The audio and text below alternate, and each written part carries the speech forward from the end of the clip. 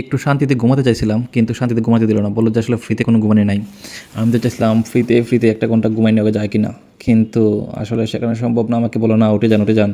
আর কত ঘুমাবেন? রাত তো পোহাই গেল।" মোটামুটি হলো আমরা এখানে গিয়েছিলাম লাস্টের দিকে। ভাবলাম ভিতরটার দিকে আসি, ভিতরটা সুন্দর ছিল। তো ১ম এ আমরা আসলে লেকগুলা ঘুরতেছিলাম। লেকের ৪-৫টা লেকটা দেখতে পাচ্ছেন কতটা সুন্দর। মানে এটা আলাদা একটা আপনার এটার বিউটিটা বাড়ায় দিছে। লেকের পাশ দিয়ে আসলে ঘুরতেছিলাম। আমি ওপাশে ছিলাম, সে পাশে ভাবছিলাম ক্লিয়ার আসবে। কিন্তু এতটা ক্লিয়ার আসে নাই। মানে টার্ন অনেকটা প্রচুর দূর ছিল। মানে লেকের এই পারে হইলো অনেকটা গ্যাপ ছিল, যার কারণে ক্যামেরায় ভালো করে টার্ন নাই। তারপর গেলাম আমরা, একটা মাঠ ছিল সুন্দর একটা, এটাতে মেবি ভলিবল খেলে। আর এই দেখেন চা বাগান, পাহাড়ে যেগুলো এতটা উঁচু যে মানে এটা একেবারে নিচে সুন্দর একটা ছোটো একটা জায়গা, এটা খেলার স্থান। তো অনেক সময় ভাবতেছিলাম, অনেক সময় হাইটা ভিডিওগুলো করলাম। মানে চারদিকে চা বাগানের টিলা, ভিতরে একটা মাঠ। এরকম মাঠে খেলতে আসলে মজা, কিন্তু আমরা তো খেলার সুযোগ ছিল না। আমরা গেছিলাম শুধুমাত্র ঘুরতেই, আর কি করা। পরে এদিকে একটা বসার বেঞ্চ ছিল, সেটাতে আমরা কয়েকজন বসলাম। তো সিঁড়িতে বৈশা কিছু ছবি তুললাম। পরে ভাবলাম এখানে আসলে গরমটা একটু বেশি লাগতেছে, কারণ চারদিক থেকে বাতাস আসার কোনো সুযোগ নাই। তো ভাবলাম এখান থেকে আমাদের স্কিপ করা উচিত। দেন আমরা হেঁটে চলে আসলাম মূল জায়গায়। তো ভাবলাম মূল জায়গায় এসে কী করা যায় সেটা খুঁজে পাচ্ছিলাম না, যে সেখানে বের হয়ে যাব।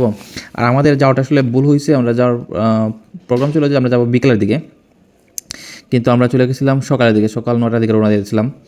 যার কারণে আমাদের এই অবস্থা হয়েছে। আমরা যদি বিকেলের দিকে যেতাম তাহলে আমরা রাতের ভিউটা পাইতাম, আর এত রোদ হইতো না, ভিডিওগুলো আসলে ভালো আসতো।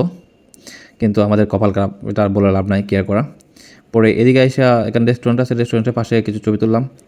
ভাবলাম রেস্টুরেন্টও পালাম, পরে গিয়ে তো লাভ নাই, যাওয়াটা আসলে এখানে রিজার্ভ করা থাকে। তো সব কিছু বুঝে শুনে যেতে হয়। সব খালি চালিয়ে যাওয়া যায় না সব জায়গায়। কিছু রেস্ট্রিকশন ছিল, যেমন আপনার কিডসজনে যাওয়া যাবে না, তারপর সুইমিং পুলে যাওয়া যাবে না। তারপর আমরা পারমিশন নিয়ে পরে সুইমিং পুলে গেছিলাম, কারণ সুইমিং পুলে যেতে হলে আপনাকে সুইমিংয়ের আলাদা একটা আছে, আপনাকে পারমিশন নিতে হবে। আমাদের আসলে এরকম কোনো কিছু ছিল না। তো আমরা এখানে বাইরে একটু ভিতরে ঘোরাঘুরি করতে লাগলাম। আর এই যে রাস্তাটা হলো গিয়ে আপনার মানে ডাইনিংয়ের ওটা রাস্তাটা সুন্দর, কিন্তু আসলে ভিউগুলা ভালো আসতেছিল না। একটু গাঢ় সবুজ আসলে ভালো হতো, তখন বুঝতে পারতাম আসলে এটা আসল সৌন্দর্য। কিন্তু এটা আসল সৌন্দর্য মানে যতটা দেখা যায় এখানে, এতটা এরকম না, এর চেয়ে আরও অনেকটা সুন্দর ছিল। তারপর এখানে একটা ফোয়ারা ছিল, তো ফোয়ারাতেই করলাম একটু। ভাবলাম পানি কোথায় পাই, তো ফোয়ারা থেকে পানি নিলাম। তো ভাবলাম কিডসজনটা একটু দেখে আসি। পরে কিডসজনের দিকে যেতে লাগলাম। যাওয়ার পরে একটু দূর যাওয়ার পরে একজন বলতেছে, না ভাই ভিতরে যায় না, ভিতরে তো মানে বড়দের প্রবেশ নিষেধ। আমি বললাম, হায় কী বলেন। তো সেজন্য আর পরে ভিতরে যাওয়া হয় নাই। আমরা এখান থেকে চলে আসছি। চলে আসার পরে আমরা ভাবলাম এটার হোটেলের ভিতরে ঢুকি, মানে রিসোর্টের ভিতরে ঢুকি, মানে মেন বিল্ডিংয়ের ভিতরে। কারণ মেন বিল্ডিংয়ের ভিতরে আর কথা আসলে বোঝা যায় না ভিতরে কী আছে। পরবর্তীতে আমরা এখানে ভিতরে ঢুকে গেলাম। ভিতরে ঢুকে একটু ছবি তুলে আসলে এটা বাইরে গেছি আমরা, যে ভাবলাম একটু বাইরে যাই, দেখি সুইমিং পুলে এখানে একটু ছবি ভিডিও করে আনি। তো অলরেডি কয়েকটা ভিডিও আপনারা দেখছেন আগে, একটা নাচের একটা ভিডিও ছিল। তারপর এখানে হালকা একটু মানে বেড়ে গিয়ে শুয়েছিলাম। বেশি তো যাওয়া শোয়া যায় না, বুঝতেই তো পারছেন। তো এখানে গিয়ে আমরা ছবি তুললাম, একটু ভিডিও করলাম, মানে খুব তাড়াতাড়ি, কারণ পরবর্তীতে আমাদের সময় কম ছিল এখানে।